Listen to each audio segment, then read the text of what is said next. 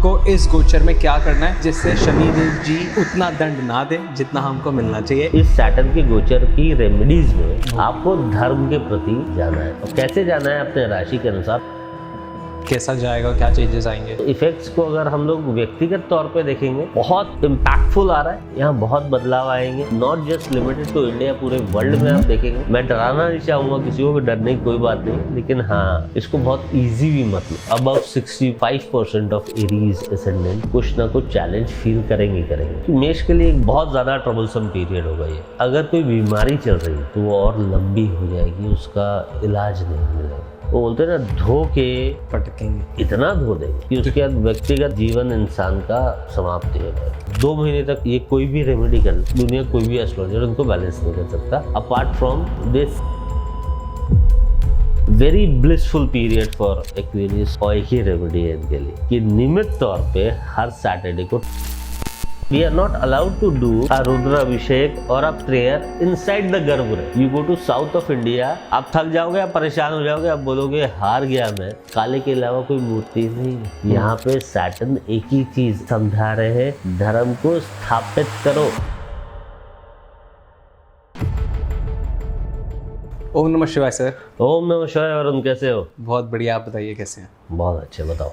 हमने 2 podcast record करे, audience का बहुत अच्छा रिस्पांस, बहुत अच्छे बहुत प्यारे कमेंट्स, पर सबका एक बहुत एक्सट्रीम रिक्वेस्ट है कि जिस चीज़ के लिए हम शिवा सर के फ़ैन हैं, जिस चीज़ से शिवा सर को हमने जाना और उनके सारी रेमेडीज़ हमारे को बहुत ज़्यादा जल्दी लगती हैं, तो 3rd पार्ट पे हम आ चुके हैं।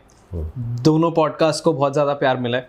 आई वांट कि इस पॉडकास्ट में अब लोगों का बस परेशानियाँ जितनी भी हैं, जितनी भी कन्फ्यूजन्स हैं, क्या करना चाहिए, रेमेडीज पार्ट वो बिल्कुल क्लियर हो जाए, सॉर्ट हो जाए कि हमको इस गोचर में क्या करना है कि जिससे शनिदेव जी हमारे को उतना दंड ना दे जितना हमको मिलना चाहिए, या फिर जो भी हमको उपाय करने चाहिए। बिल्कुल ठीक। किस गोचर की बात कर रहे हैं वरुण? सैटर्न के गोचर की। कहाँ पे जा रहे हैं सैटर्न? पाइसेस में। पाइसेस में जा रहे हैं। सैटर्न क्या है?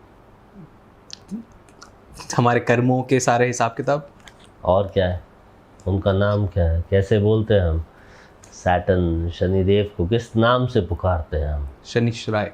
तो अगर ऑडियंस ये चाहती है कि बहुत जल्दी उनको उपाय मिल जाए तो कभी नहीं मिल सकता।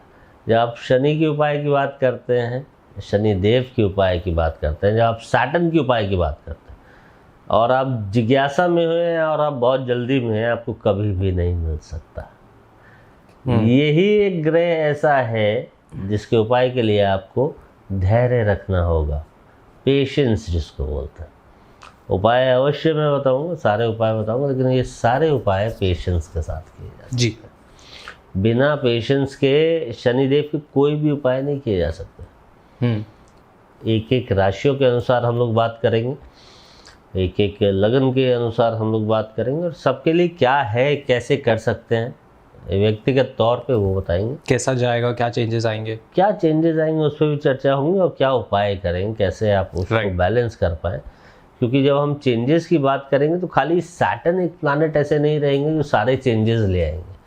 व्यक्तिगत तौर पे इंसान कौन सी दशा, महादशा, प्रयांतर दशा, अंतरदशा में चल रहा है ना जी, उसके अनुसार कौन सा लगन है, सैटर्न कहाँ प्लेस्ड हैं, कौन से हाउस के स्वामी हैं उसकी कुंडली में, बहुत सारे पैरामीटर्स हैं। लेकिन सर्टेनली कहीं ना कहीं वो रिजल्ट लाएंगे।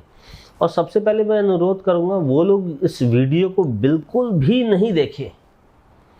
अगर उन्होंने अभी 1 मिनट तक देखा है तो बिल्कुल तुरंत डिस्कनेक्ट कर जाए। जिनके संग मैं जो अब 5-6 घटनाएं बता रहा हूँ जो पीछे 30 दिनों में नहीं हुई हो।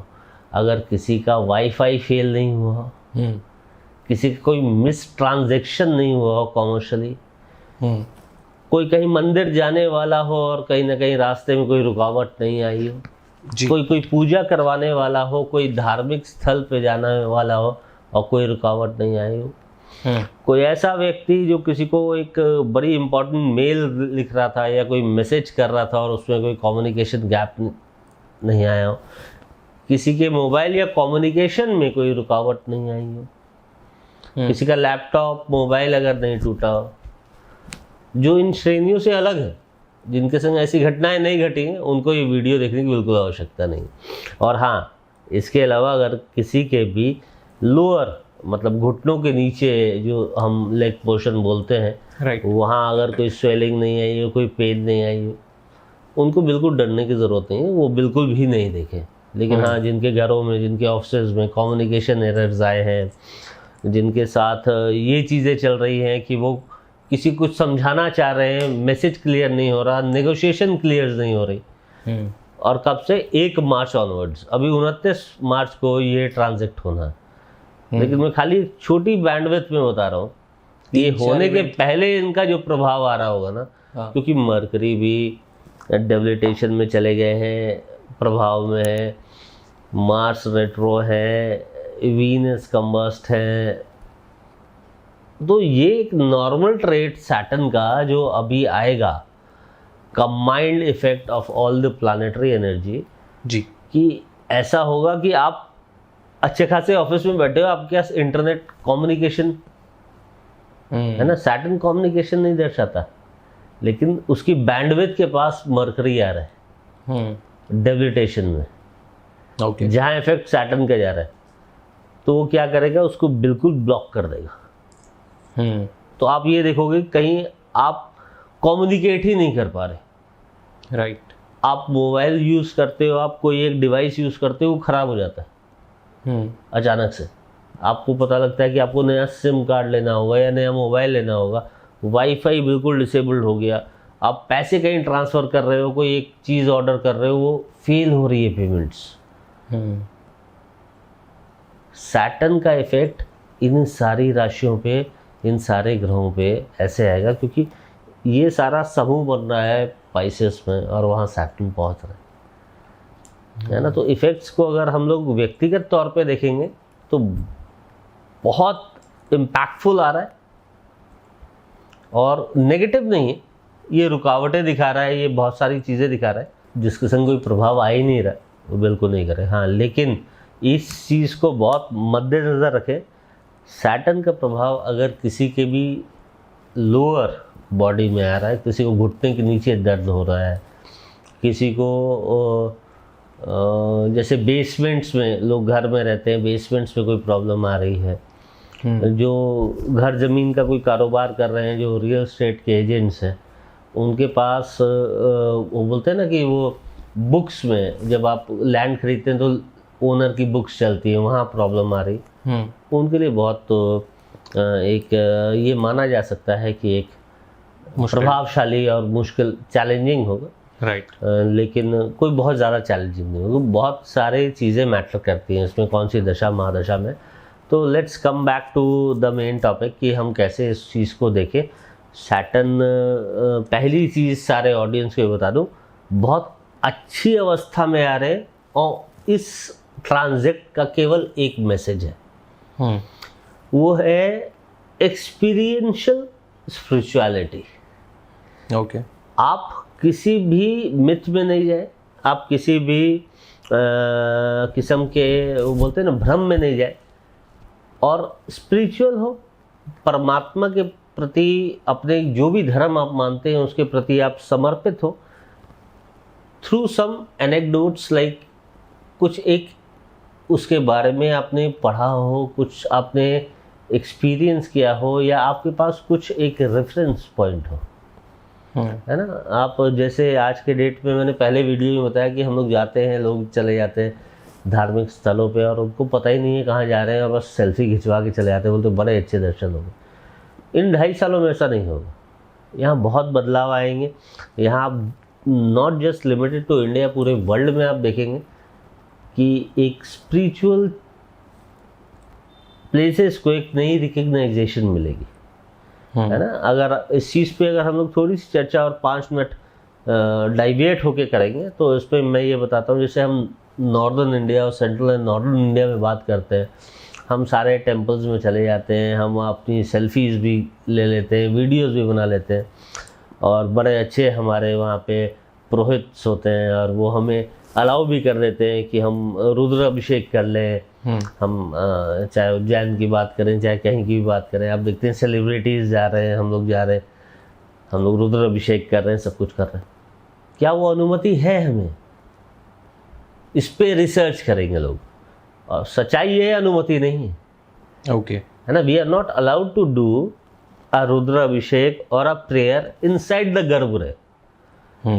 जब आप गर्भ स्थल में होते हैं, गर्भगृह में होते हैं, तो वहाँ हम लोग जैसे ऑर्डिनरी लोग जो हैं वो नहीं जा सकते। वहाँ की पूरी विधि विधान जो है वो वहाँ के जो पुरोहित हैं वही कंट्रोल करते हैं। वहाँ की पूजा पाठ अर्चना जो भी है वही कंट्रोल करते हैं। लेकिन अभी क्या हो रहा है, सेंट्रल इंडिया, नॉर्दर्न इंडिया में क्या है, हम भी चले जाते हैं, हम वहाँ सारी चीज़ें करके आते हैं।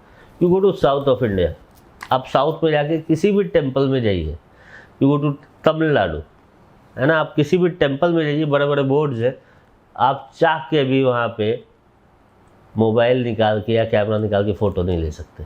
आप भूल जाइए कि आप गर्भगृह में पाँव रख सकते हैं। तो वो एक ऑर्गेनिक पार्ट आता है। यहाँ थोड़ा सा हम लोग इस चीज़ को हम लिबरेशन में ले आए, थोड़ा सा और यहाँ हमने रिलैक्सेशन दे दिया। अब इसमें स्ट्रिक्टनेस आएगी। अब यहाँ पे लोगों को ये पता लगेगा कि ये करना चाहिए या नहीं करना चाहिए, इसको करने से हमें अच्छा फल मिल रहा है या नहीं मिल रहा है ना। अगर हम रुद्राभिषेक की बात कर रहे हैं और गर्भगृह में बात कर रहे हैं, उसके पीछे कितनी चीज़ें एनेक्डोट्स हैं, कितनी चीज़ें उसके एंशिएंट टेक्स्ट हैं। लोग उसको स्टडी करेंगे और डर के मारे नहीं जाएंगे, बोलेंगे पुरोहित जी ही करें।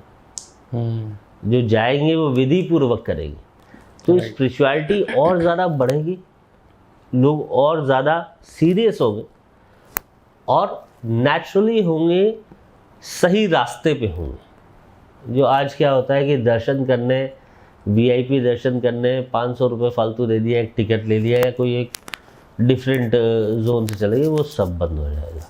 2.5 सालों में आप देखेंगे एक अलग ही व्यवस्था होगी, जहाँ हमें ये पता लगेगा कि धर्म क्या है। ये धर्म की जर्नी है ना। तो परमात्मा क्या कहते हैं, तुम्हें आना होगा मेरे पास, राइट। वो कष्ट, that is your tapasya, that is your shram, है ना। You need to do it, and when you come to me, then I'll bless you. You go to south of India and you go rest of the India, you will understand क्या difference है।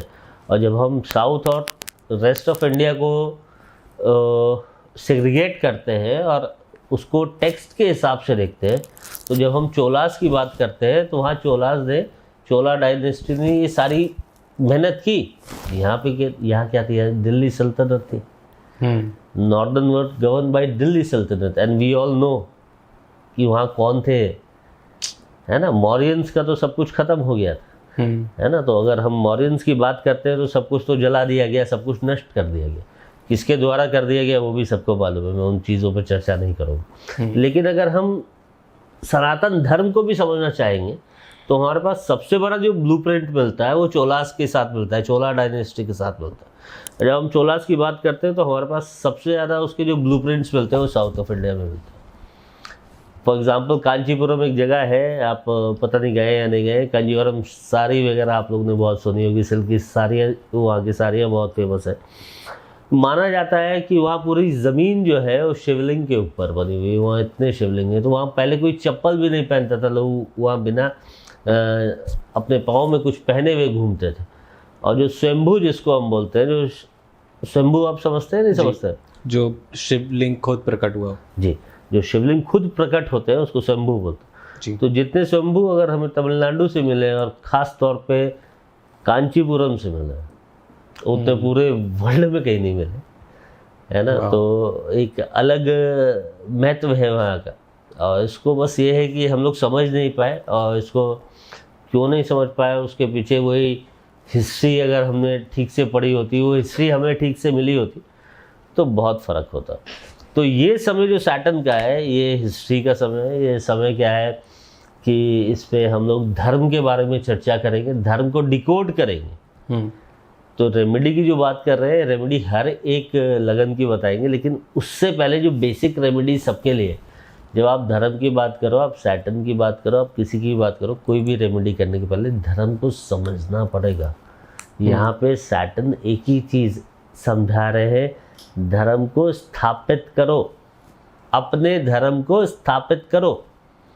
अगर आप वो नहीं कर पा रहे तो आप कोई भी दान करके, कोई भी किसी भी प्रकार की रेमेडी करके भला नहीं कर पा रहे। पहले समझो, अगर नहीं समझ सकते तो गिव अप कर दो कि चलो कोई बात नहीं, मैं नहीं समझ सकता, मैं ये भी नहीं करूँगा, मैं वो भी नहीं करूँगा। इधर you come to the white part of it और ब्लैक नहीं, और नोवेयर, ओके, है ना। इधर यू आर इन वाइट, अगर तुम ग्रे एरिया में हो तो फिर सैटर्न तुमको तो फिर कहाँ फल देंगे। तो कैसे, एक तो ये तरीका हो गया कि धर्म की स्थापित करें, धर्म को स्थापित करें, धर्म को समझिए। और आप जा रहे हैं, फॉर एग्जाम्पल आप कहाँ कहाँ जाते हैं, आप कैसे मंदिरों में जाते हैं, आप उज्जैन गए हैं, आप वैष्णो देवी गए हैं, आप और कहाँ कहाँ गए, वृंदावन गए, आप किस मानसिकता से जाते हैं, वहाँ कौन से मंत्रों का उच्चारण करते हैं, वहाँ किन भावों से देखना चाहते हैं आप, वहाँ आपको कुछ पता भी है, वहाँ का इतिहास पता है आपको। वृंदावन आप गए हैं, आपको वहाँ का इतिहास पता है। आप वैष्णो देवी गए हैं, मैं आपसे पूछता हूँ, आपको वहाँ का इतिहास पता है, वहाँ कौन से मंत्र बोलना चाहिए, जय माता दी मंत्र नहीं है, है ना। आप वृंदावन गए हैं, वहाँ ओम नमो भगवते वासुदेवाय मंत्र नहीं है, तो फिर, है ना। आप और कहाँ गए, आप उज्जैन गए हैं, वहाँ ओम नमः शिवाय मंत्र नहीं है। आप वहाँ क्या करने गए हैं, उस कौन सी जगह पे गए हैं, वहाँ का अस्तित्व क्या है वो आपको पता नहीं है, और लेकिन आप जा रहे हैं। क्यों जा रहे हैं? क्योंकि आपने एक सोशल मीडिया पे एक चीज़ सुनी और आप इन्फ्लुएंस हुए, बीइंग सच अ इन्फ्लुएंस पॉडकास्टर, और आप वहाँ चले गए और आपने वहाँ रील्स भी बनाई, आपने वहाँ शूटिंग्स भी की। लेकिन महत्व क्या है महाकाल का? है कौन महाकाल? है ना। तो कौन से मंत्रों से वहाँ आपको जाप करना है, कौन से तत्वों से आप वहाँ कनेक्टेड हैं, जब तक आप वो नहीं पता कर पाएंगे, आपकी हर एक धार्मिक यात्रा वो एक सोशल मीडिया यात्रा की तरह है, कि जैसे आप एक सोशल व्लॉगर, राइट। लेकिन ये सैटर्न का ट्रांजिट आपको समझाएगा कि आप कहाँ जा रहे हैं और वहाँ क्या करेंगे और कैसे करेंगे। तपस्या करनी पड़ती है। दर्शन क्या है कि प्रभु दर्शन के लिए बुलाते हैं, लेकिन दर्शन के संग तपस्या कैसे करेंगे आप? आपने आज तक आप कभी गए, आपने कोई यज्ञ किया, कोई दान किया, कोई श्रम किया वहाँ पे? कुछ भी नहीं किया। और आपने ही नहीं, बाकी किसी लोगों ने भी नहीं किया। 99% ऑफ पीपल वो वहाँ लग्जरी खोजते हैं, कैसे वीआईपी टिकट मिल जाए, कैसे दर्शन हो जाए। ज़रूरत ही नहीं है। आप साउथ ऑफ इंडिया जाइए, आप कहीं पे भी जाएंगे, it will not take you more than 10 minutes to reach to the garbhagriha. आप जब जाएंगे तो आपके जो भी पुरोहित वहाँ पे खड़े होंगे, वो आपका नाम, आपका नक्षत्र, आपका गोत्र के साथ वहाँ पे पूजा करके आपको प्रसाद देंगे। ऐसे कौन से मंदिर में आप गए हैं नॉर्थ ऑफ इंडिया में? कोई नहीं, जहाँ ऐसा हुआ है। जब तक वीआईपी नहीं हो तब तक तो नहीं। वीआईपी होने के बाद भी नहीं होता नाम और गोत्र का उच्चारण, अनलेस आपको एक पूजा नहीं करवा रहे हो, आप हवन नहीं करवा रहे। तो आपको ये डिफरेंस जो है ना, ये पता लगेगा, इसका डिफरेंशिएशन पता लगेगा, और आप रियलिटी में आओगे। ये सैटर्न इस वक्त बहुत प्रभावशाली है। ऐसा क्या फ़र्क है, मतलब मैं कभी साउथ नहीं गया, साउथ साइड ऑफ इंडिया नहीं गया, तो ऐसा क्या फ़र्क है नॉर्थ इंडियन टेम्पल्स में और साउथ इंडियन टेम्पल्स में? वरुण देखो, मैं खुद दिल्ली का हूँ, दिल्ली 6 का हूँ, चांदनी चौक का हूँ, तो हमेशा से मैं भी जो नॉर्थ के मंदिर हैं वहीं पे जाता रहा। लेकिन at a very early age, 7 साल की उम्र से मैं साउथ इंडियन टेम्पल्स में, मेरे ग्रैंडफादर मुझे ले जाने लगे। तो जब आप साउथ ऑफ इंडिया के टेम्पल्स में जाएंगे ना, वहाँ बहुत फ़र्क है। यहाँ पे हम आते हैं सैटर्न पे, जो जहाँ बहुत सारी चीज़ें डिकोड करेंगे। जब आप गर्भगृह में जाते हैं तो वहाँ पे you are not allowed to wear anything on your body apart from the lower body. आप नीचे अपनी एक धोती पहनेंगे, अपर बॉडी में आप कुछ भी नहीं पहनेंगे। ठीक है। नो वेस्ट, नो गमछा, नथिंग। गमछा भी नहीं? कुछ भी नहीं। ओके। तो आप नीचे आप यू टाई अ लुंगी और अ धोती, और वैसे आप प्रे करेंगे। और all the priest are doing in the same way. All the purohit, जितने पंडित जी हैं वहाँ पे, वो वैसे ही पूजा कर रहे हैं। रेस्ट ऑफ इंडिया आप जीन्स पहन के जाइए, आप जो पहन के जाइए, आप कोट पहन के जाइए, आप जैसे जाइए, यू कैन डू इट। तो कहीं ना कहीं एक फॉर्मेट में कोई ना कोई तो डिफ्रेंशिएशन है। धर्म तो हमारा वही। आप जब साउथ ऑफ इंडिया जाएंगे, गर्भगृह में एक भी बत्ती नहीं है, कोई इलेक्ट्रिसिटी नहीं है, राहु नहीं है, no Mercury, no electrical connection in the garbhagriha. वहाँ दिए जलते हैं, वाह, है ना। वहाँ पे कोई भी रोशनी नहीं है, बिल्कुल गर्भगृह, माने गर्भ, समझिए गर्भ क्या है। तो बिल्कुल जैसा डार्कनेस होना चाहिए वही डार्कनेस है। उसमें जो लाइट है वो अग्नि की प्रज्वलित लाइट है। You go to any of the north Indian temples, वहाँ पे हमारे पास लाइट, फोकस लाइट, तो RGB लाइट्स भी आ गई हैं। बहुत सारी लाइट्स है, क्योंकि वहाँ शूटिंग कैमरेज लगे हुए हैं, तो कैमरेज हो रहे हैं। तो मेरा प्रश्न नहीं है, मैं बस, मेरा तर्क ये है, कोई धर्म क्या बता रहा है, वो सत्य है या ये सत्य है। वहाँ कैमरे का तो छूना भी अलाउड नहीं है। यहाँ हम रिकॉर्डिंग करते हैं, यहाँ हम वीडियो बनाते हैं, वहाँ हम पूजा नहीं कर सकते, अंदर जाके गर्भगृह में हम छू नहीं सकते। और दैट इज द सत्य, क्योंकि जिस रूप में स्थापित है वहाँ पे भगवान, या भगवान की मूर्त, या माँ की मूर्त, तो दे डोंट थिंक कि एक इंडिविजुअल उतने लायक है। और हम भी यही मानते हैं कि हम उतने लायक नहीं होते, उतने शुद्ध नहीं होते, है ना। तो हम कहीं से भी कुछ भी करके आ रहे हैं, we are doing a ritual, that is not correct. और अगर आप इतिहास, हिस्ट्री को भी उठाएंगे, तो कभी भी कोई राजा महाराजा, कोई भी व्यक्ति अपने हाथों नहीं करता था।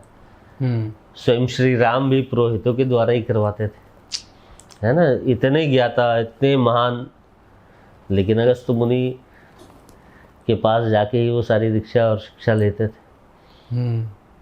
तो बहुत सारी ऐसी चीज़ें हैं जहाँ पे क्लैरिटी नहीं, लेकिन ये सैटर्न के ट्रांजिट बहुत सारी क्लैरिटी लाएंगे।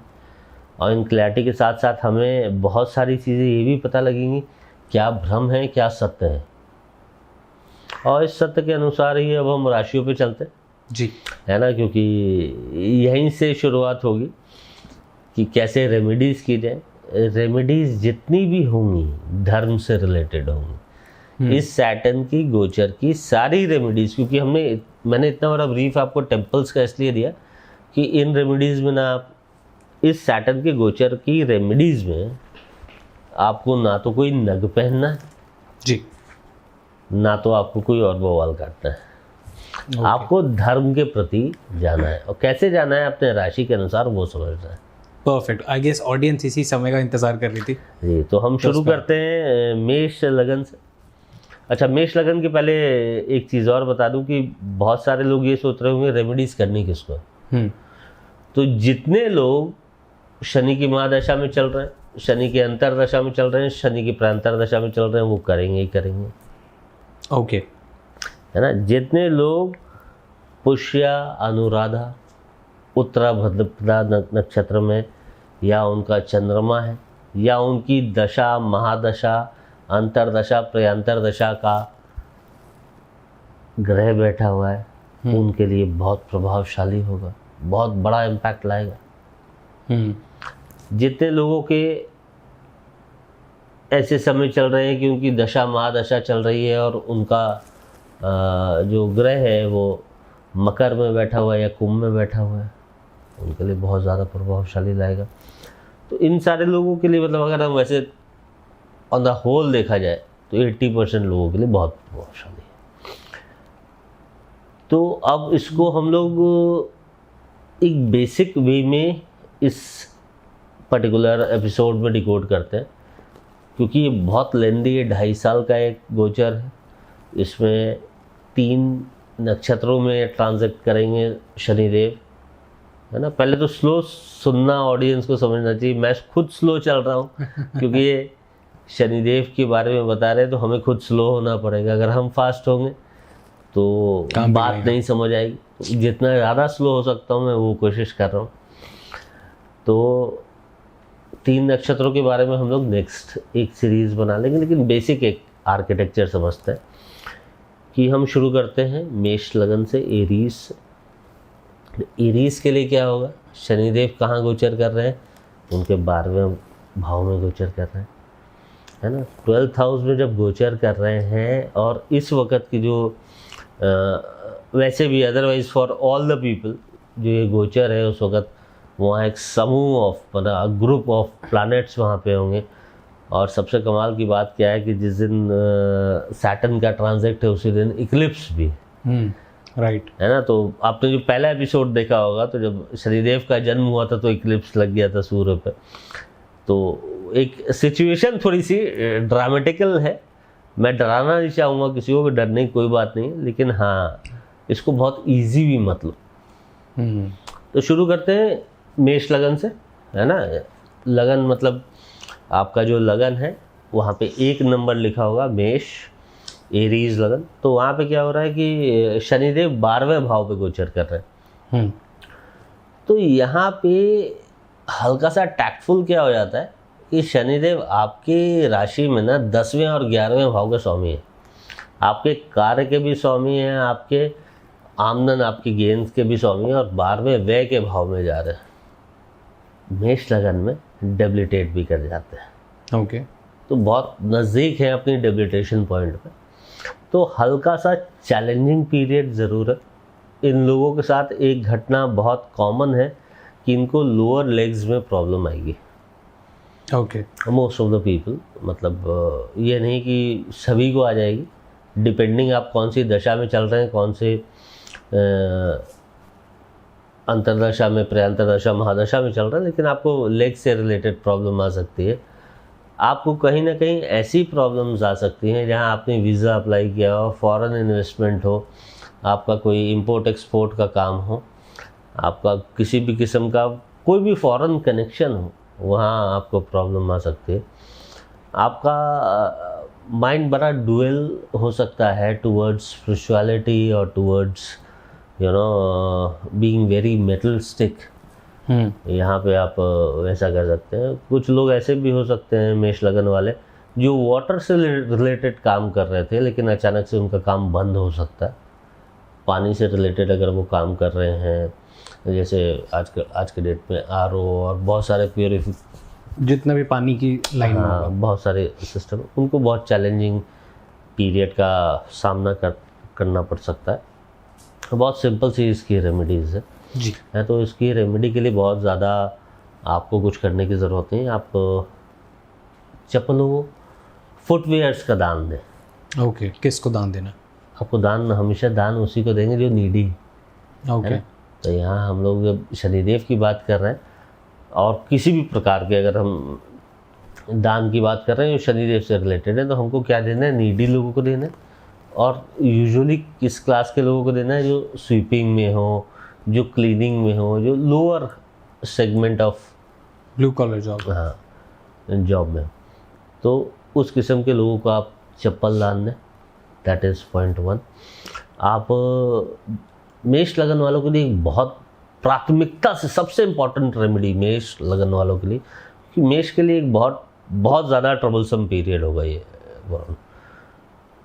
इनके लिए 12वें भाव में ये आ रहे हैं और नेक्स्ट गोचर में ये डेबिलिटेट करेंगे। ओके और इनके 10वें 11वें मतलब इनके कार्य का भी पूरा भार इनके पास है, इनका पैसा जो आना है उसका भी सब कुछ इनके पास है। तो इनको सबसे प्राथमिकता से क्या करनी चाहिए? हम लोग बोलते हैं जूता सेवा, है ना। गुरुद्वारे में एक होता है जोड़ा घर, हाँ है ना, जब पॉलिश करते हैं। और वहाँ क्या है, मंदिर में भी होता है।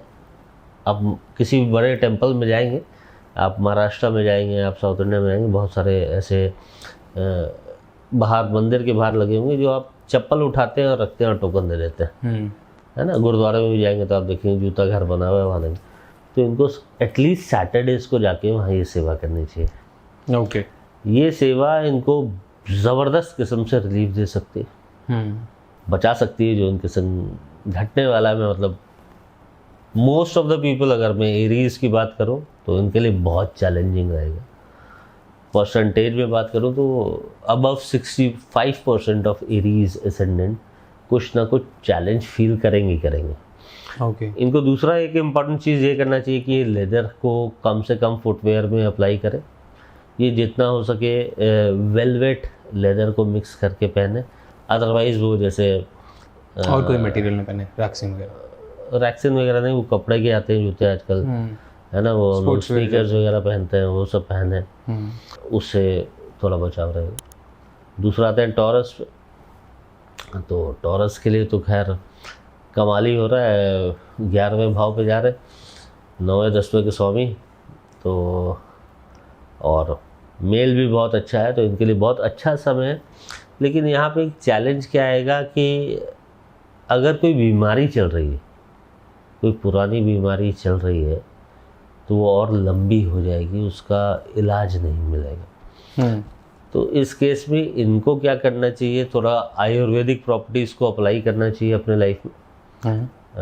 जो 2 नंबर लगन है, जो टॉरस एसेंडेंट है, और इनके साथ एक बड़ी अच्छी दिलचस्प चीज़ क्या है कि ये अपने घर के साउथ ईस्ट में अगर एक छोटी सी मटकी में परफ्यूम रख दें, एक छोटी सी जैसे कुल्फ़ी की एक मटकी आती है ना, उस कुल्फ़ी की मटकी में कोई भी इत्र डाल के रख दें, ये इनके लिए एक अमृत का काम करेगा। ओके। तो टॉरस के लिए सबसे बड़ी चीज़ यही है कि आपके संग कोई दिक्कत आ रही है या नहीं आ रही है, दिक्कत आपके संग बहुत कम आएगी। आपकी परसेंटेज जो है that is not above than 40%, तो 35% से कम आएगी। वेलोसिटी भी बहुत कम है, उसकी तीव्रता जिसको बोलते हैं वो बहुत कम है। तो आप अपने साउथ ईस्ट में एक मटकी में परफ्यूम रखिए, वो बहुत इम्पोर्टेंट है आपके लिए। हल्की सी सेवा क्या है कि आपको 11वां भाव क्या होता है, हीलिंग को जो संपूर्ण करता है। छठा भाव क्या है, हीलिंग है। छठे का छठा 11वां है, तो ये हीलिंग को जो संपूर्ण करता है, जहाँ पे इंसान संपूर्ण रूप से हील हो जाता है जी, है ना। तो आपको कुछ ऐसे सेंटर्स में जाना चाहिए जहाँ पे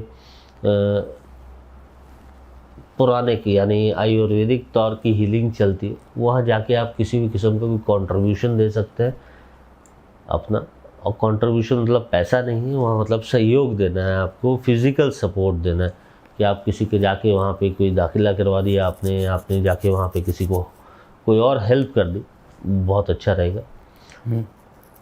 तीसरे लगन पे आते हैं मिथुन पे, जेमिनी पे। उनके लिए चमत्कारी, मतलब they are like now out of year. मिथुन के लिए ये एक बहुत ही प्रभावशाली ट्रांजेक्ट है। उनको हर मौके पे, हर जगह पे सक्सेस मिलेगी। पनिस्पत उनका सैटर्न कैसा है, प्लेस है नेटल चार्ट में, लेकिन इनके लिए एक बहुत प्रभावशाली है क्योंकि इनके 10वें भाव में जा रहा है सैटर्न, है ना। अष्टम नवम भाग्य से होके जब जा रहा है, तो भाग्य की जो क्वालिटीज़ लेके वहाँ जा रहे हैं सैटर्न, वहाँ इनको एक अलग लेवल पे एक प्रचंड रूप से, जो बोलते हैं ना कि आपको फेमस बनाएंगे, आपको बहुत ज़्यादा लोकप्रिय बनाएंगे। तो अगर कोई पॉलिटिशियन है तो वो बहुत लोकप्रिय हो जाएगा, अगर पॉडकास्टर है कोई तो उसका चैनल बहुत चलने लग जाएगा। और यहाँ पे रेमेडी से ज़्यादा क्या है, डिसिप्लिन की ज़रूरत है। जेमिनी के लिए एक सबसे इम्पॉर्टेंट चीज़ क्या है, जेमिनी वैसे भी हमेशा मिथुन लगन वाले लोग ना बड़ा अनडिसिप्लिन रहते हैं, मतलब ड्यूअलिटी में रहते हैं हमेशा। ये भी हो जाएगा, वो भी हो जाएगा, मतलब मन में सोचते रहते हैं कि सभी कुछ हो जाएगा।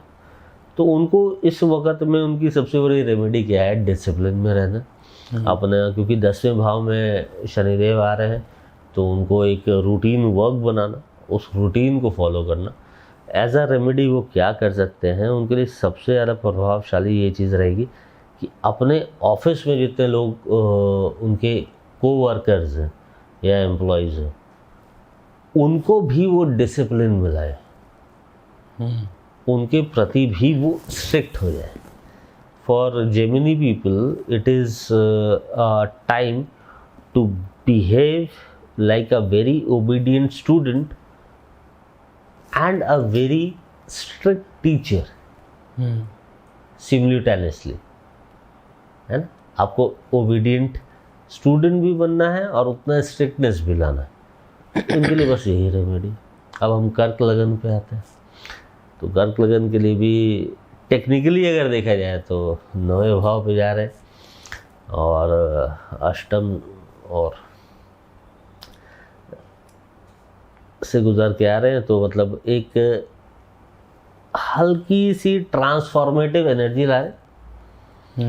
वो ट्रांसफॉर्मेटिव एनर्जी जब भाग्य के भाव में आती है तो वो हमेशा क्या बोलता है, एक बदलाव मांगता है। तो कर्क लगन वाले के लिए ये चीज़ सुनिश्चित है, अगर वो शनिदेव की दशा, अंतरदशा, प्रयंतर दशा में चल रहा है तो उसके लाइफ में एक ट्रांसफॉर्मेशन होना ही है।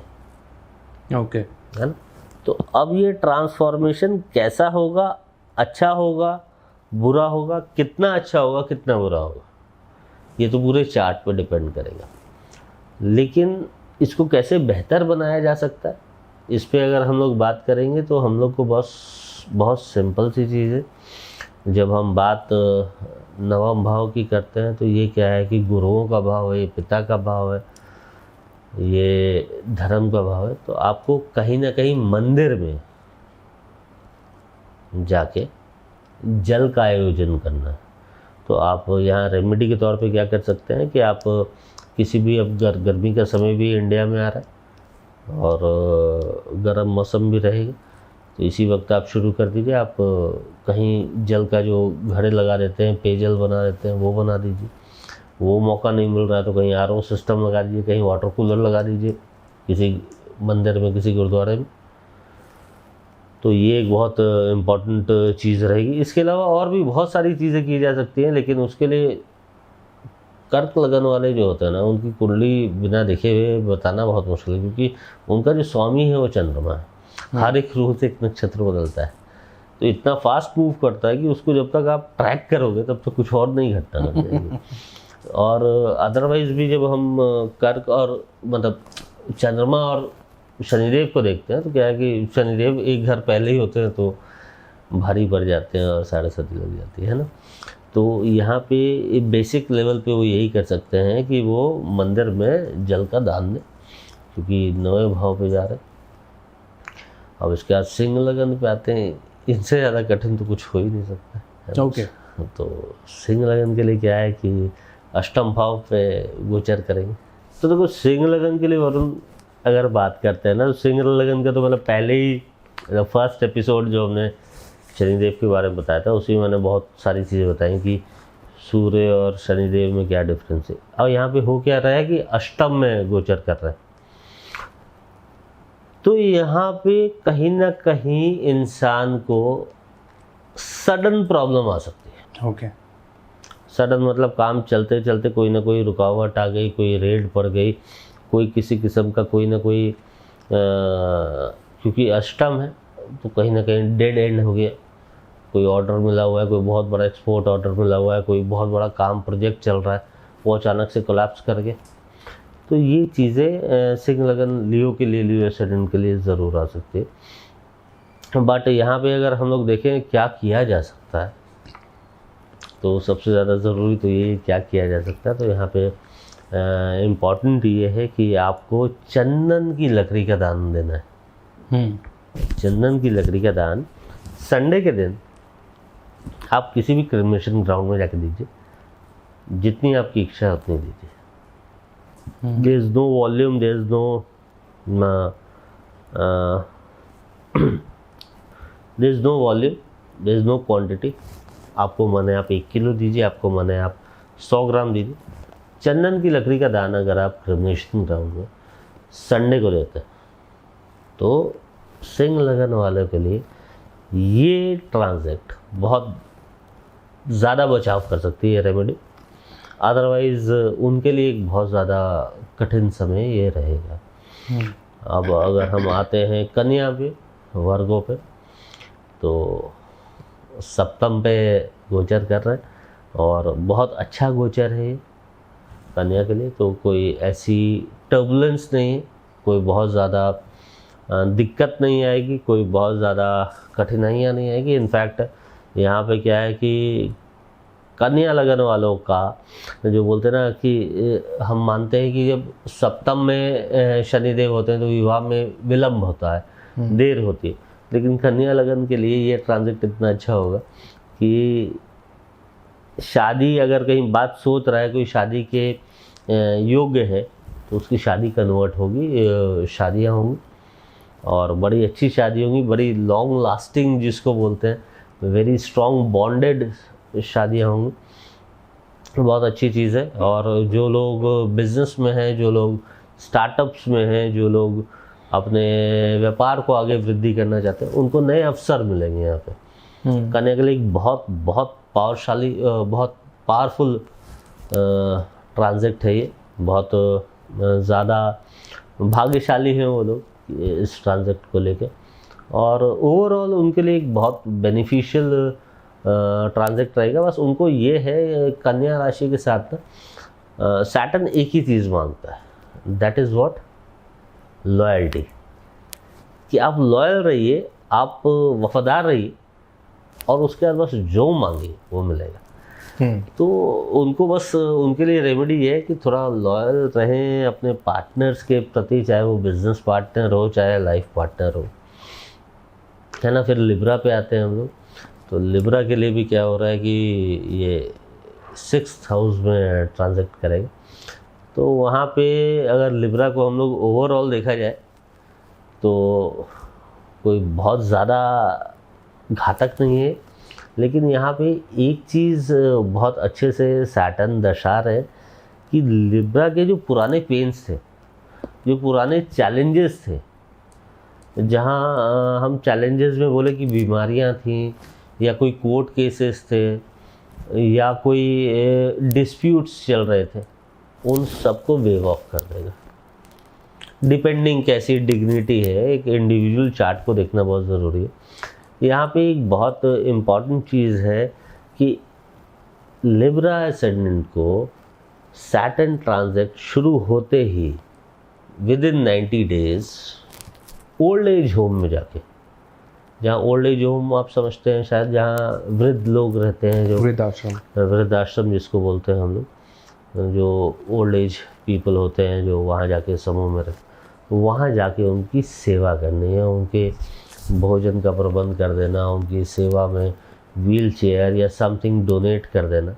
That is very important for Libra ascendant. Scorpio पे आते हैं उसके बाद, है ना। तो स्कॉर्पियो के लिए तो this is happening in the 5th house. यहाँ कहीं ना कहीं एक बहुत अच्छा एस्पेक्ट मिल रहा है, जहाँ वो अगर कोई हायर लर्निंग करना चाहता है, कोई नए इंस्टीट्यूट्स में एडमिशन लेना चाहता है, नई लर्निंग करना चाहता है, जैसे आजकल AI वगैरह बहुत वो हो गई है, या बच्चे जो नए कॉलेजेस में एडमिशन लेना चाहते हैं, उनके लिए बहुत अच्छा पीरियड है और बहुत अच्छे रिजल्ट देगा ये। And trust me on this कि इस पर्टिकुलर लगन के लिए, स्कॉर्पियो के लिए, अगर डेबिलिटेटेड सैटर्न भी है उनका नेटल चार्ट पे, तो 5th हाउस में बहुत अच्छे रिजल्ट देता है, सुपर रिजल्ट देता है। तो उनको उनकी रेमेडी ये कीप ऑन ट्राइंग। जो वो इतने टाइम से फेल हो रहे थे, जो उनको रिजल्ट्स नहीं मिल रहा था, वो कॉम्पिटिशन्स दे रहे थे, वो एफर्ट्स डाल रहे थे, उनको कहीं कोई सोर्स नहीं मिल रहा था, या वो रिसोर्सेज नहीं थे कि एडमिशन हो गया, पैसे नहीं, वो सब कुछ बन जाएगा। This is a time when they will achieve and they will join a new hire learning, है ना। जो लोग, बहुत सारे ऐसे लोग हैं जो बच्चों के लिए ट्राई कर रहे थे या ऐसा प्रोग्रेसिंग इश्यूज थे, तो उनमें उनको बहुत रिलीफ मिलेगा। मतलब यहाँ एक बहुत अच्छा समय है फैमिली प्लानिंग करने के लिए स्कॉर्पियंस के लिए, और it is a very blissful period for Scorpions. Okay. अब सैजिटेरियस पे आते हैं, तो यहाँ तो एक अलग ही कहानी हो रही है कि इन्हीं की दूसरी राशि में शनिदेव गोचर कर रहे हैं। तो सैजिटेरियस में जब हम आते हैं तो यहाँ पे एक बहुत प्रोमिनेंट चीज़ ये मिलेगी कि इंसान अपने घर में, जिस जगह पे वो रहता है, जो उसका निवास स्थान है, वहाँ वो अपने घर में मंदिर को लेके कोई ना कोई चेंज ज़रूर करेगा। ओके। है ना। तो जो 9 नंबर लगन है, वो इस सैटर्न ट्रांजेक्ट में अपने घर में एक धार्मिक स्थल, अगर टेंपल उसने एलोकेट किया हुआ है तो सही, नहीं किया है तो वो करेगा, और किया है तो उसमें चेंजेस लाएगा, और उस चेंजेस को बहुत एक्सपीरियंशियल लर्निंग के हिसाब से डिज़ाइन करेगा। जैसे यूजुअली क्या होता है, इंसान बाजार में जाता है, एक मंदिर लेके चला आता है और वहाँ लगा रहता है। इसके साथ एक और बहुत महत्वपूर्ण चीज़ उनके संग क्या हो रही है कि वो जो रियल स्टेट की जो भी उनकी पेंडिंग चीज़ें थी, जिस डिस्प्यूट्स में वो पहले फंसे हुए थे या पैसा उन्होंने दे रखा था और वो उनके पास नहीं आ पा रहा था वापस, या उसका गेन नहीं आ पा रहा था, वो गेन उनको आएगा बनस्पत they go and donate to a temple. तो यहाँ पे सैजिटेरियस के लिए हमारा क्या रेमेडी है, go and donate something to the temple. Donate क्या करना है, यू गो, आप 101 रुपये दे आइए, आप 1000, 11,000 जो मर्जी है आप जाके दे आइए, जिस मंदिर में पसंद है वहाँ दे आइए। ओके, है ना, गो डोनेट फॉर समथिंग। दान पत्र में डाल के बताइए। आप जब भी किसी मंदिर, गुरुद्वारे, किसी भी जगह पे जाते हैं तो वहाँ बहुत सारे क्लॉज लिखे होते हैं कि आप इस हेड में इस चीज़ के लिए आप पैसा दे सकते हैं। तो आप किसी एक पर्टिकुलर हेड को चूज़ कीजिए। और सैजिटेरियस के लिए ये रिकमेंडेड है कि भाई आप वहाँ जाके कंस्ट्रक्शन से रिलेटेड किसी चीज़ को डोनेट करके उसके बाद आते हैं कैप्रिकॉर्न पे। इससे पावरफुल कोई हो ही नहीं सकता इस वक्त। कैप्रिकॉर्न के लिए what is happening, third house में ये ट्रांजैक्ट होगा और इतना ज़्यादा प्रभावशाली होगा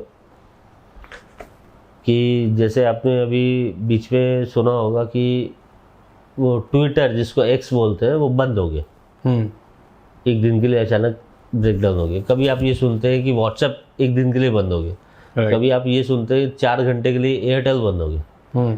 तो ये उतना ही प्रभावशाली होगा कैप्रिकॉर्न के लिए कि किसी भी चीज़ को ब्लॉक कर देगा, किसी भी चीज़ को रातों रात पैदा कर देगा। अब ये डिपेंड करेगा कि वो कितना स्ट्रांग है। ओके, कैप्रिकॉर्न के लिए बहुत पावरफुल टाइम है। यहाँ इनको क्या करना है, यहाँ इनको स्टेशनरी है ना, लिखने वाली चीज़ें जैसे पेन हो गया, कागज़ हो गई, इन चीज़ों का दान करना है। किस पे दान करना है, गरीब लोगों पे जो लोअर, जो उस चीज़ को अफोर्ड नहीं कर सकते, है ना। आप अपने सर्वेंट्स को, अपने बिलो पॉवर्टी लाइन जो लोग होते हैं उनको आप दान कीजिए। स्टेशनरी का प्रोडक्ट्स दान कीजिए और ये नियमित तौर पे कीजिए, पूरे 2.5 साल तक कीजिए। आप ऐसे चमत्कार देखेंगे, जो चीज़ आपने प्रोजेक्ट्स देखी होंगी ना बिल्कुल रुकी हुई है, वो अचानक से ऑन होगी। ओके, वाह, बहुत प्रभावशाली है। एक्वेरियस, अगर कुंभ लगन की बात करते हैं तो उनके साथ सेकेंड हाउस में ट्रांजैक्ट हो रहा है। अत्यंत पैसा, ऐसे शेयर जो आपने पहले कभी ज़माने में पिताजी ने, दादाजी ने खरीद के रखे हुए थे, जो पता ही नहीं था, वो अचानक से मिलेंगे और अचानक से धन की प्राप्ति होगी। वाह, ऐसे ऐसे प्रोजेक्ट जिस पे आपने कभी 3 साल, 5 साल पिछले गोचर पे आपने काम किया होगा, जहाँ कोई उम्मीद, आपने सारी उम्मीद छोड़ देगी, वहाँ से कॉल आएगी और आपको बोला जाएगा ये वर्क ऑर्डर आपको मिल गया। Very blissful period for Aquarius लगन, वेरी ब्लिसफुल। और इनके लिए तो मतलब ये है कि बस एक चीज़ है और एक ही रेमेडी है इनके लिए कि नियमित तौर पे हर सैटरडे को टेंपल जाए और विष्णु टेंपल जाए, विष्णु भगवान के टेंपल जाए और वहाँ जाके कुछ ना कुछ कंस्ट्रक्शन से रिलेटेड दान करके आए। ओके, है ना। कंस्ट्रक्शन से रिलेटेड का मतलब यही नहीं होता कि आप सीमेंट दान कराइए या आप बालू दान करिए। आप वहाँ जाइए, मंदिर में पूछिए कि यहाँ क्या एक्सपेंशन होनी है, उसमें क्या कंट्रीब्यूट किया जा सकता है। आप कुछ भी दान कर सकते हैं। आप एक उसका बैंडविड्थ बनाइए 2.5 साल का कि हाँ, आपका बजट अगर 10,000 है, 1 लाख है, आप कैसे कैसे करेंगे। और every Saturday you keep on doing it. चाहे आपने 10,000 का बनाया तो एवरी सैटरडे 100 रुपये करके, 200 रुपये करके आप 2.5 साल का अपना एक प्रोजेक्शन बनाइए और वो keep on doing it. Do not give it on one go. एक दिन में आपको डोनेट नहीं करना, एक साथ आपको डोनेट नहीं करना, और ये पूरी बैंडविड्थ बना के आपको एक डिसिप्लिन्ड मैनर में डोनेट करना है। आप ये करना शुरू कीजिए, आप देखिएगा अचानक से क्या क्या प्राप्त हो रहा है मालूम चला। कहाँ SBI के पुराने शेयर्स निकल आए, दादाजी ने रखे थे, आज करोड़ों रुपए के। तो ये बहुत अच्छा ट्रांजेक्ट है कुंभ के लिए, कुंभ लगन के लिए, और दे आर रियली ब्लेसफुल। अब ये बहुत सारी चीज़ें डिपेंड करेगी इंडिविजुअल चार्ट पे भी कि आपके स्वयं शनि कैसे हैं, क्योंकि आप एक्वेरियस साइन में होने के बाद तो क्या है कि आप पिछले 2.5 साल तो आपके लगन पे थे, तो आपने बहुत बोझ झेला है, बहुत रुकावटें देखी हैं, बहुत प्रेशर झेला है, लेकिन अब आपका टाइम आया है जब आप खुल के खेलेंगे, चौके छक्के आप मारेंगे। और फाइनली हम लोग आते हैं पाइसिस पे, जहाँ पे गोचरी कर रहे हैं। तो पाइसिस पे क्या है, लगन पे गोचर कर रहे हैं। तो यहाँ पे एक बहुत प्रभावशाली ये ट्रांजिट तो ये रहेगा, और आने वाला है 1.5-2 महीने तो पाइसिस के लिए, मीन राशि वालों के लिए ऐसा रहेगा कि उनको सोते हुए कुछ और नज़र आ रहा है और सुबह कुछ और नज़र आ रहा है। रात को वो T20 देख रहे हैं, सुबह IPL देख रहे हैं। समय है, और सबसे इम्पोर्टेंट क्या है कि जिस दिन ये ट्रांजिट हो रहा है उसी दिन ग्रहण भी है। ओके। तो उसका भी एक अलग प्रभाव है, और इतने सारे प्लैनेट्स एक साथ समूह में आ रहे हैं तो उनका भी एक अलग इम्पैक्ट इनके लिए बिट ट्रबलसम ज़रूर है इन terms of mental level, in terms of physical level, कि इनके शारीरिक में मतलब पर्सनालिटी में थोड़े चेंजेस आ सकते हैं, इनको बॉडी पेन्स हो सकते हैं, इनको शरीर में चोट लग सकती है, मानसिकता में इनको तो विचार बड़े वोलेटाइल रहेंगे, मतलब इट इज़ बियॉन्ड कंट्रोल रहेंगे। और 2 महीने तक ये कोई भी रेमेडी कर ले, दुनिया कोई भी एस्ट्रोलॉजर इनको बैलेंस नहीं कर सकता, apart from they surrender themselves towards the god, है ना। कोई पत्थर पहन ले, कोई पूजा करवा ले, कोई भी बैलेंस नहीं कर सकता। The only criteria is they surrender themselves to the god, and god in terms of Vishnu भगवान। ओके। इनको सिर्फ और सिर्फ श्री राम का नाम लेना है। शुरू के मतलब वैसे तो हमेशा पूरे जीवन भर लीजिए, लेकिन इस ट्रांजिट को जब तक ये अपने नक्षत्र परिवर्तन करके स्टेबलाइज होकर दूसरे नक्षत्रों में जाए, तब तक ये केवल और केवल श्री राम का नाम लें। ये थोड़ा डिवोशनली अपने आप को एनलाइटमेंट दें, प्लस थोड़ा डेडिकेट हो टूवर्ड्स स्पिरिचुअलिटी, प्लस दान, थोड़ा डोनेशन और डिवोशन।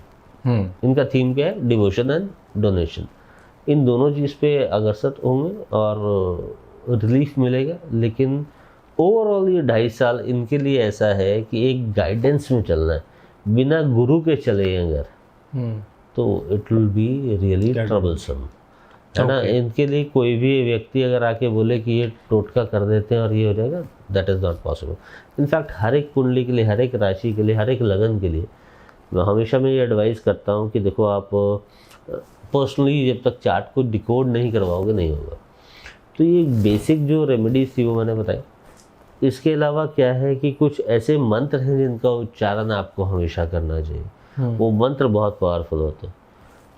आपको पूरी दुनिया में वो मंत्र कहीं नहीं आप ऐसे खोज पाएंगे। आपके राशि के अनुसार, आप कौन सी राशि में पैदा हुए, उसके अनुसार इस गोचर में आपको शनि देव के गोचर में कौन से मंत्र करना है, आपके लगन के अनुसार शनिदेव के इस गोचर में आपको कौन से मंत्र करना है ना। वो एक अलग चीज़ है।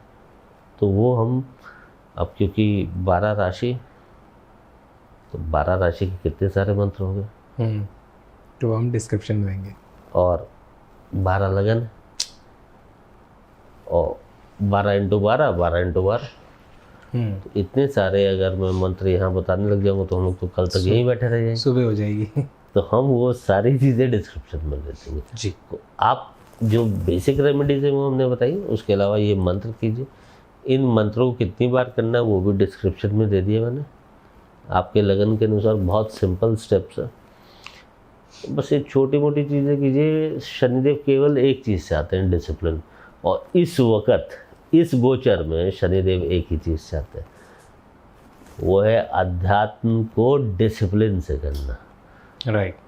स्पिरिचुअलिटी में डिसिप्लिन लाना, धर्म में डिसिप्लिन लाना। वरुण, ये 2.5 साल ना बहुत इम्पोर्टेंट है लोगों के लिए। पाइसिस में, मीन राशि में जब शनिदेव आ रहे, ये धर्म की स्थापना करेंगे। और dharma is not just related to religion, about the ethics. हम कैसे जीवन जीते हैं वो भी धर्म है। हम कैसे लोगों से मिलते हैं, कैसे हम अपने ऑफिस को चलाते हैं, वो भी हमारा धर्म। धर्म की परिभाषा बहुत बड़ी है ना। तो धर्म की स्थापना होगी, और ये एक ऐसे 2.5 साल है जहाँ इंसान ने अगर वो उस चीज़ को ओबे कर लिया, फॉलो कर लिया, तो उसका जीवन तर जाएगा। अन्यथा क्या है, अगला गोचर कहाँ है? मेष राशि में जो डेबिलिटेट कर रहा है जी। वो बोलते हैं ना, धो के पटकेंगे, पटक के वो धोबी जैसे धोबिया पर झाड़ मारता है ना। राइट। तो इतना धो देंगे कि उसके बाद व्यक्तिगत जीवन इंसान का समाप्ति हो जाएगी। तो मौका है, तो ये मौका है, ये एक बहुत अच्छा ट्रांजेक्ट है जिसको लोग डरा रहे हैं। ये डरने का वक्त नहीं है, ये रिफ्लेक्शन का वक्त है ना। ये उस चीज़ का वक्त है जब आप सेल्फ अपने आप को मोटिवेट करेंगे, आप अपने ऊपर एक सेल्फ रिफ्लेक्शन लाएंगे, क्या क्या कमियां हैं उन चीज़ पे आप और अच्छे से आगे बढ़ेंगे, काम करेंगे, उसको इम्प्रोवाइज करेंगे। आप धर्म के प्रति बहुत ज़्यादा आकर्षित होंगे, बहुत ज़्यादा अट्रैक्टेड होंगे, और उसके सही मूल्य पे पहुँचेंगे, उसके रूट कॉजेज़ पे पहुँचेंगे, कहाँ जाना है और क्यों जाना है ना। अगर हमें एक दर्शन को जाना है, अगर हमें रुद्र अभिषेक करना है, तो हमें कौन से टेम्पल में जाना है ना। हम खाली वो वीडियो रील्स पे नहीं जाएंगे। आप देखेंगे बहुत सारे ऐसे बैन्स लगेंगे, बहुत सारी ऐसी चीज़ें होंगी, बहुत सारे ऐसे परिवर्तन आएंगे जो कहीं ना कहीं एक एसोसिएशंस के द्वारा ली जाएंगी, और बैन्स लगेंगे जहाँ एक डेकोरम, एक डिसिप्लिन को कायम किया जाएगा इन 2.5 सालों में। तो ये एक बहुत अच्छा समय है ओवरऑल। एक हर एक चीज़ में अगर हम देखें, किसी भी, देखो पाइसेस को अगर हम देखते हैं, डुअलिटी भी है, इमेजिनेशन भी है, तो डेवलपमेंट ना। इमेजिनेशन की अगर हम बात करते हैं तो मेरा एक और फलसफा है, your dreams are reflection of your future. तो unless you dream you can not achieve it. Right, absolutely, है ना। Saturn is ground reality.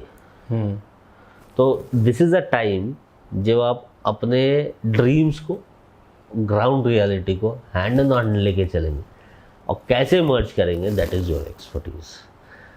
और इन चीज़ को करने के लिए ऑब्वियसली आपको एक अच्छा गुरु चाहिए, एक अच्छा मेंटर चाहिए। तो आई ऑलवेज एडवाइस कि कहीं ना कहीं आपको एक अच्छा मेंटर मिले। जो भी व्यक्ति जिसको ज़रूरत हो वो ऐसे मेंटरशिप पे आए जो आपको गाइड कर पाए, कैसे क्या कब करना है। Astrology is not just about ratna और puja, it is about your day to day discipline, absolutely, do and don'ts, है ना। आप वही वरुण हैं जिनको डराया जाता था काले कपड़े पहनने से, और मोस्ट ऑफ द पॉडकास्ट हमने काले कपड़े आपके साथ आपने पहने। जचते ही मेरे काले कपड़े में क्या कर। तो that is how it is. तो और वैसे भी कालों पे तो मतलब इतनी बहस चलती है, लेकिन आज भी मैं इस चीज़ को, मतलब मैं क्या पूरी दुनिया जानती। आपने लास्ट पॉडकास्ट में ही बताया था, हर पॉडकास्ट में मैं बताता हूँ, राइट, कि आप आज भी किसी पार्टीज़ में जाएँ, जो कॉर्पोरेट पार्टीज़ हो रही है, कोई भी आपका सोशल गैदरिंग हो रही है, मोस्ट ऑफ द फीमेल्स, है ना। तो हम फीमेल्स को तो माँ लक्ष्मी मानते हैं, मतलब माता का स्वरूप है।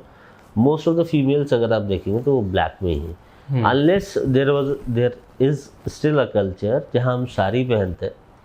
साड़ियों में हम ब्लैक को थोड़ा अवॉइड करते आए, उसके पीछे एक डिफरेंट प्रथा है, और that is absolutely related to marketing, है ना। तो हम बहुत सारी चीज़ों को, अगर हम, ये टाइम आया है जो सैटर्न ट्रांजिट का ना, जब आप बैठ के डिकोड करेंगे तो आपको पता लगेगा। You go to south of India, आप थक जाओगे, आप थक जाओगे, आप परेशान हो जाओगे, आप बोलोगे हार गया मैं, काले के अलावा कोई मूर्ति नहीं है। आप प्रभु शिव जी की बात करें, आप भगवान विष्णु की बात करें, आप किसी भी देवी देवताओं की बात करें, सबकी मूर्ति ब्लैक में ही है, ब्लैक स्टोन ही है ना। और वो आज के युग के नहीं है, 320 BCE की, मतलब कब की बनी हुई, कई 1000 साल पुरानी। जो नई बन रही है वो भी वैसी बन रही है, जो पुरानी है वो भी वैसी है।